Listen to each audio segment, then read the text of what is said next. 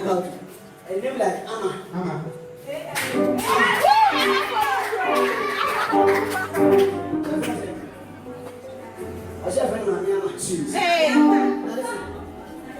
I'm standing in a certain month called February.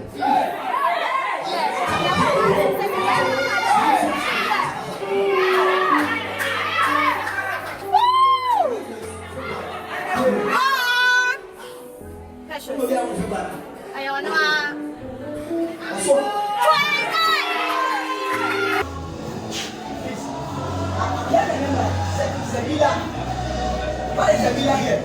Sabila. What? What is that?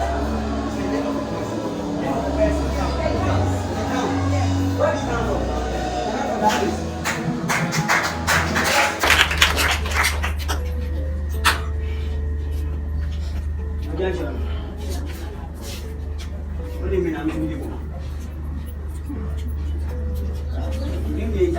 1, 2, 3, 4. 1, 2, 3, 4. That's it. In Yana 1, 2, 3, 4. And everybody.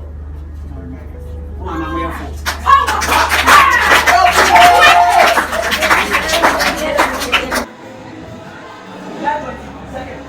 How are you going?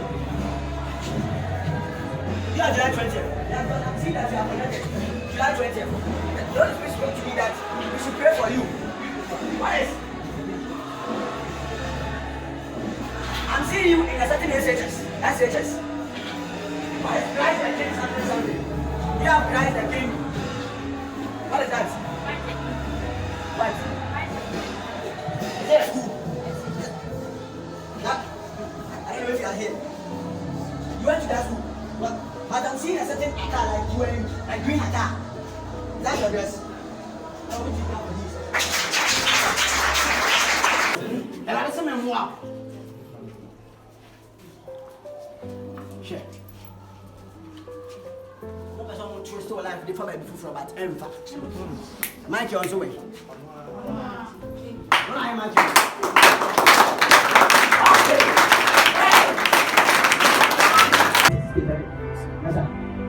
About to say 7 months back. Yeah, what's up? Do you love me? Jesus.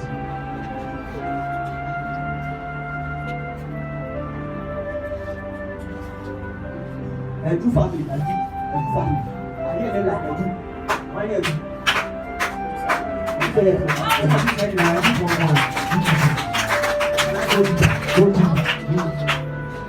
But my name will be Moses. I find Peter.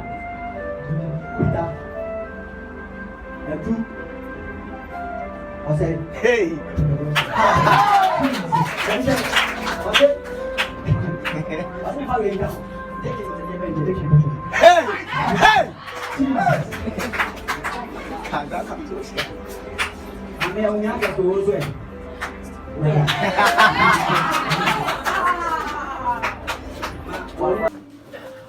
Life is what I need to learn.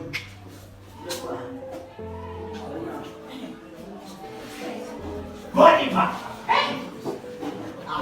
is it? What is it? What? Jesus.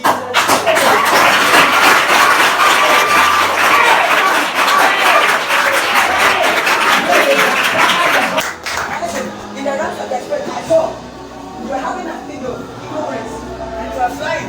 And I'm seeing myself in the month of July. How are you, God? Come on.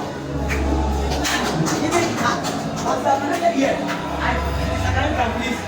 That's what you can say. Yeah. You are July, you are 22nd. That's all. How do you get that? That's right, I've been doing this. Have you been to Nigeria before? Hey! Push out! You don't have time, you have to okay. I don't know why, but I've done that in a certain place. Nigeria, I go a certain place like, I'll be a good or whatever. You know that. Hey, hey!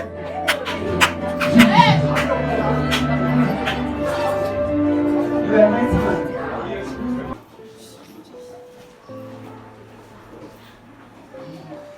Here, you know here. see, I could not do one side. That's what I see. Okay, I'm doing one side. Okay. Hey.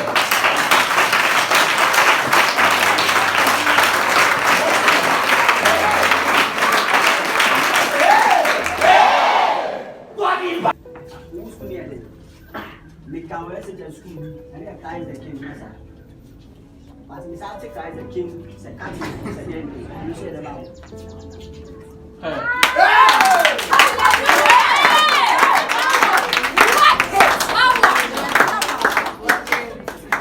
Friday programs are very nice. So, what the singer, Mr. Duku, what's your name? What's he? Anytime I see you, I don't know why, I'll see myself at you have been senior high. Do you understand it? What is that? That's why you attended school.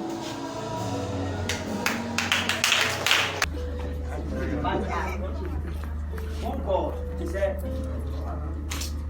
multimedia schools, it's media schools with the president and everything. What would be that?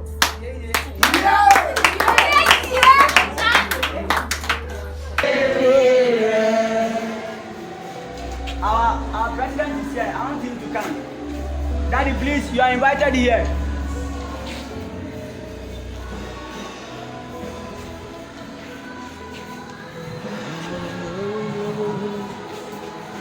Daddy, God is speaking to me. In fact, anytime I see you, I salute you. I saw God at a certain town. I've moved to a certain place called the Volta region. I'm hearing the name, but this name there, as you know. Black man, something black. Come on. Father, in fact, God said he's lifting you up. Because he started at the SHS level. But I find myself at, what is Akasi? Huh? What is that?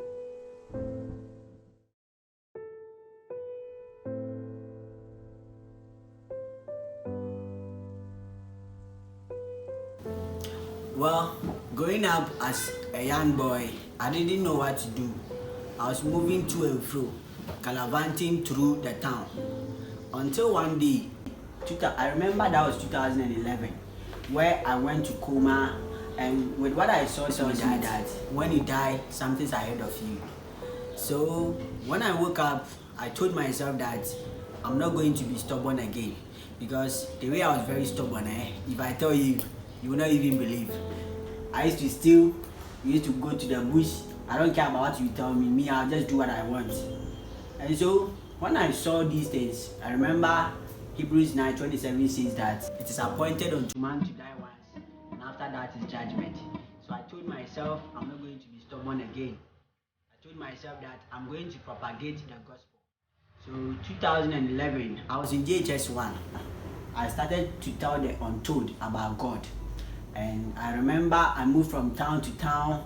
I remember sometimes I would work with my Chalewati, and we did it. And by God's grace, that's how I found my purpose.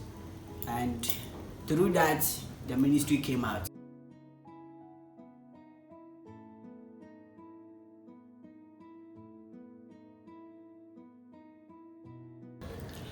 Place of Christ Network is a noble institution. How it came by? Okay, I remember that through the propagation of the gospel, I met a man. In fact, that man still remains a mystery, because when I was telling the untold about God around 2011, 12, 13, so 2013, I met this man who told me that he has been observing me for some time. He has seen that always I'll be spreading the gospel with my Chalewati, and I remember that he told me he wants us to get together so that we can amalgamate the youth, and through that we can establish a ministry which our main focus or our main mission will be the winning of souls. So that man, I think he's called Inshaba. He helped me. So when he told me, I decided that okay, the fact that I've been approaching the youth at Kwamo, and just Kwamo, so I started to go to them one after the other. I remember during that time, I went to Prophet Richard and other people, and I told them that I want us to establish a ministry where our main focus would be on winning the youth. Yeah. So Place of Christ started on 7th April. That was 2013. Yeah.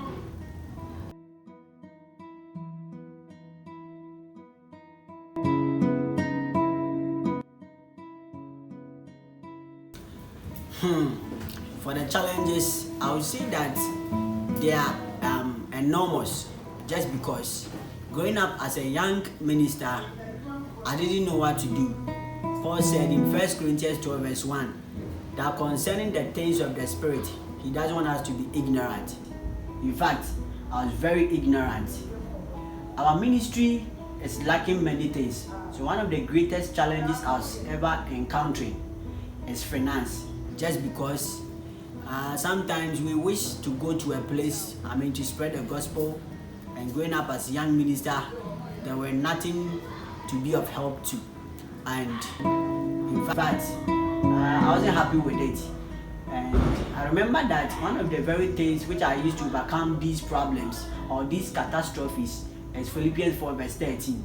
That Paul said, I can do all things through Christ who strengthens me.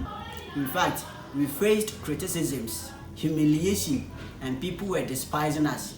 Talking of defaming and sabotaging, in fact, God is really our helper. So we've overcome it, and we are still on it. That is how we have been encountering problems, and always we have been coming out from it.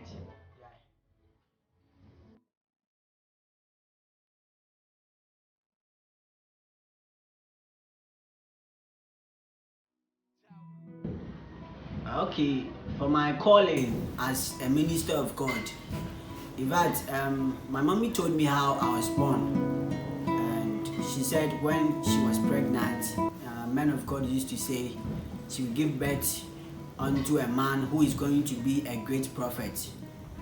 But when she told me, I never believed her.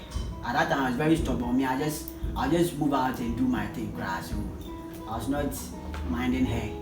But then, through the propagating of the gospel and with what men of God were telling me, made me to focus on my calling. So, Jeremiah was born to be a prophet. Yeah. So, in the process of propagating the gospel and witnessing about God, I remember that I began to experience my gift.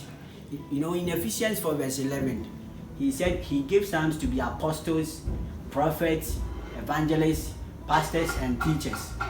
But with me, I remember that with the way I operate as a man of God, people began to call me prophet, prophet, prophet. So my calling as a minister of God, I think that with what people saw in me, they began to call me prophet. But with me, I know I'm called into the apostolic office. So for now, I operate from the apostolic and the prophetic grace.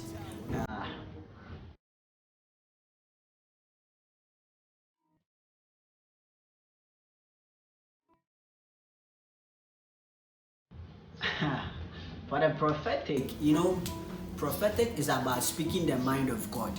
And in 1 Corinthians 2, the verse 16 says that we carry the mind of God. So prophetic is all about speaking the mind of God to people. I remember that we went for a program at Joshua Samai. That was 2018. Yeah, I think so, 2018. When I heard the mic, in fact, I saw God was moving, and I spoke about one or two things, and people were clapping. So I said, this one here, it'd be nice, So I told myself, in fact, I have to, go deeper over this. So I prayed to God, and I remember during that time, I used to watch men of God who used to mention names, telephone numbers, tell people about their address and other stuff. So I've been aspiring and craving for that gift for very long, because I was told that I was prophet, yet I was having no experience of it.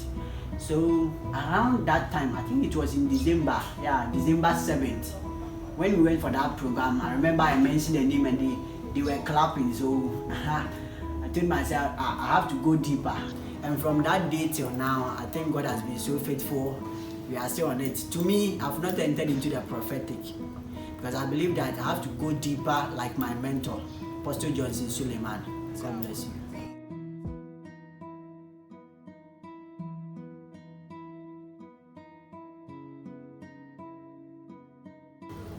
You know, challenge is one of the things which, if you're a minister of God, especially a prophet, you're going to encounter. Because the prophetic ministry is so sacred and so different. One of the greatest challenge of the prophetic grace is fear and doubt.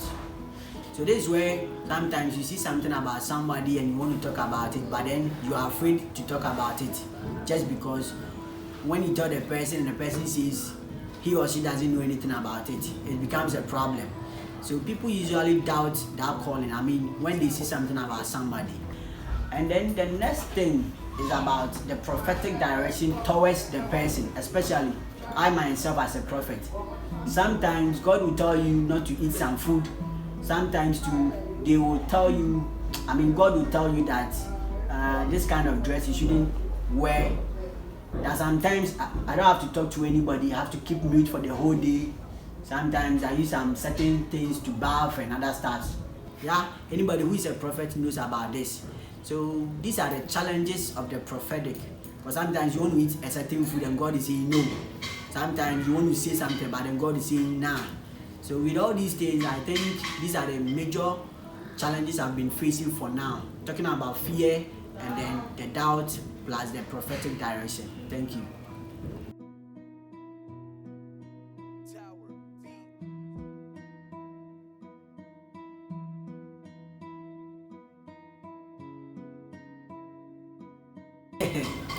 For the prophetic grace and everybody turning himself or herself into a prophet, well, I'll say it is so wrong. Although when I see these things, I'm not happy with them because for now everybody says he or she is a prophet. But I think that God gave the fivefold ministry, and it is not only about being a prophet. You can be an apostle, an evangelist, a pastor or a teacher, and you can still operate in the prophetic grace. In fact, for you to be called a prophet, I myself, I think it is a very great duty and it is your civic responsibility to tell the mind of God to other people. So when you call yourself a prophet, you must know why you are called a prophet. What makes you to be a prophet? Because in the Bible we have about 7 types of prophets, and because of time I can't elucidate them now or expatiate them. But then I think everybody needs to go and look for their purpose. Their sole purpose on this earth. Some people are born to come and do other things. See, I remember Judas was born to come and deny Jesus. Talk about John the Baptist. He was sent to come and witness about the light. Jeremiah was also born to be a prophet. So they have to go and look for their purpose. Thank you.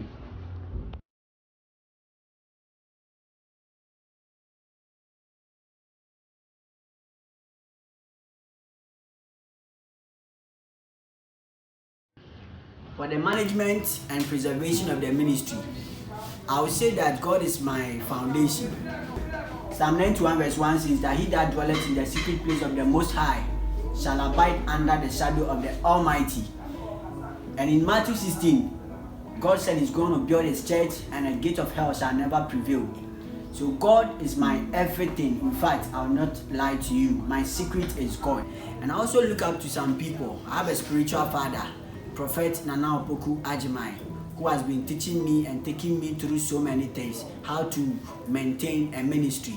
I also have a mentor, Apostle Johnson Suleiman, of whom I watch every day and I take many things from him. My role model, Hubert Angel, has also been talking about many things concerning the ministry. And because of that, I look at them, I watch their videos, I listen to their tapes, and their books. Because of these things, it has really helped me to maintain and also preserve the ministry. Yeah.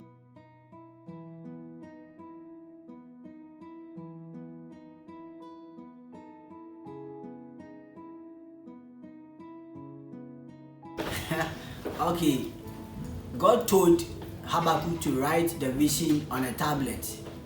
So for me to have my vision on a tablet, my notebook. In the next 10 years, I think at that time, I'll be having a great ministry. Yeah, maybe it will be a church, and also I'll be having different or multiple, or let's say multifaceted businesses. And as you know, I think I'll be a rich man by then.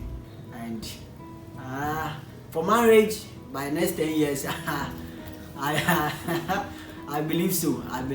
Next 10 years, I believe maybe I'll be having the mama of the house, and maybe children can come in, as you know. So let's hope for the best. In the next 10 years, I believe God would have blessed me and my ministry, and then we will be imparting lives, and we will be heard among nations. Yeah, thank you.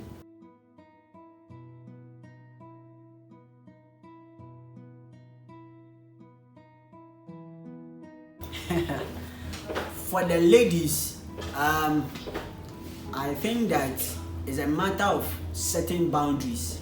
Yeah, you can't say that you're having many ladies in your ministry, and also because you're a prophet, you take advantage of people just like that.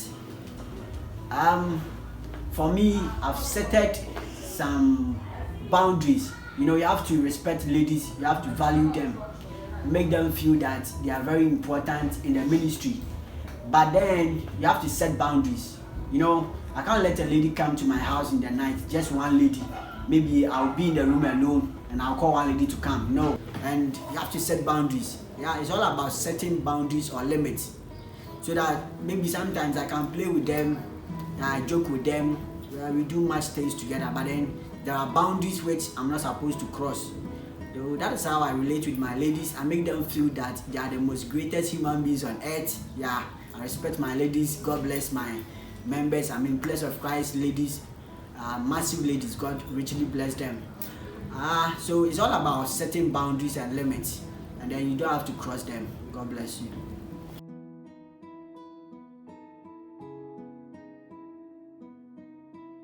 Okay, for the youth, what I'll tell them is that they should humble themselves, because even if the devil, you want to sack him away, you have to submit yourself to God.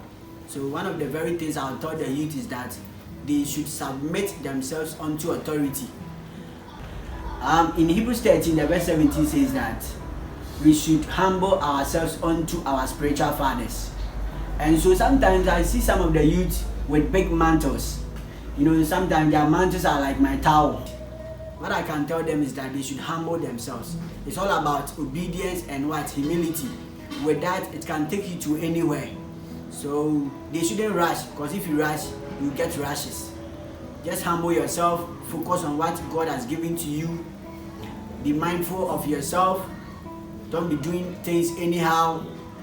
The word of God, prayer and fasting, and I bet you get there. God richly bless you.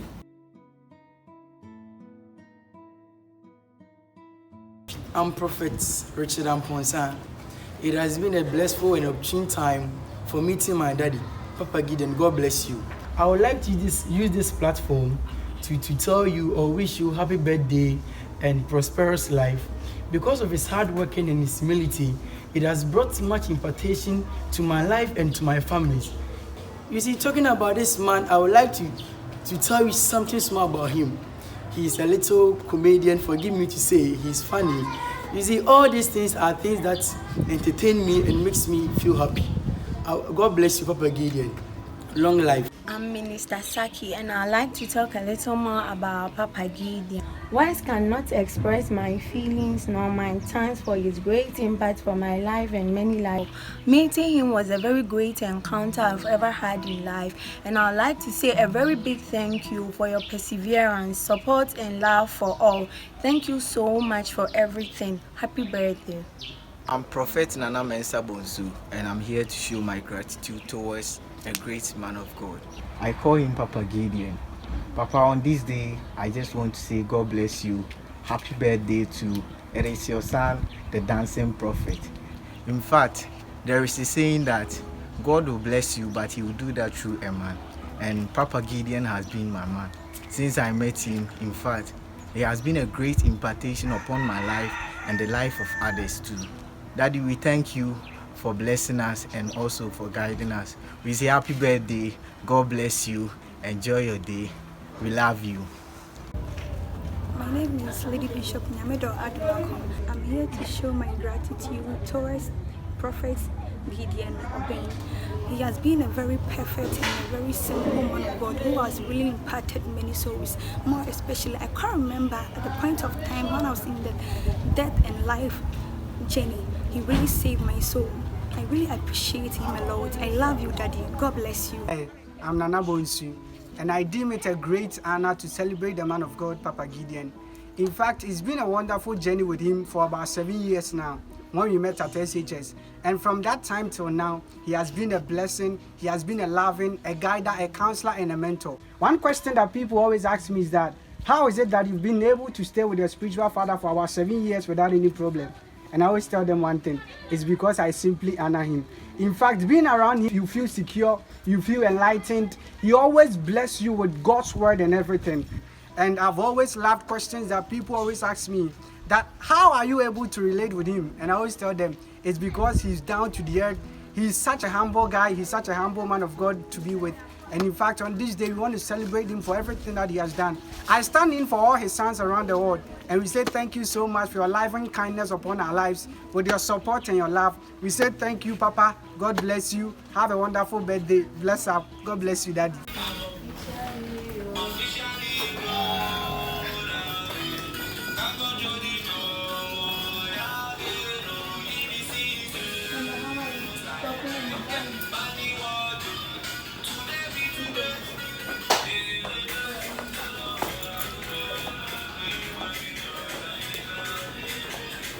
And the papa of the house.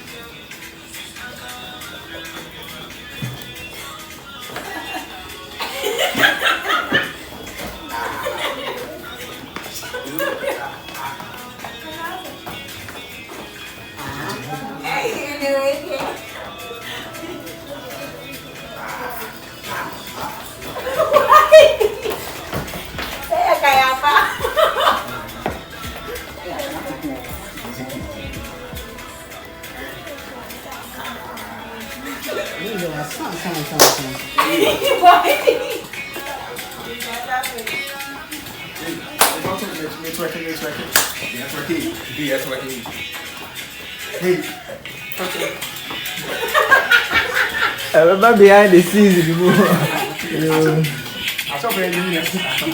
One second.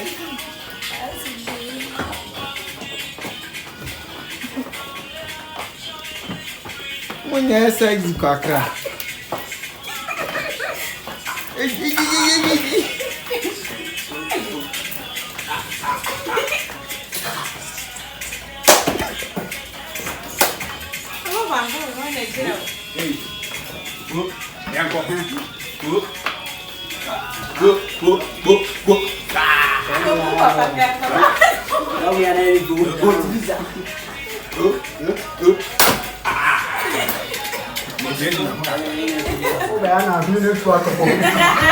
It's on the best audience.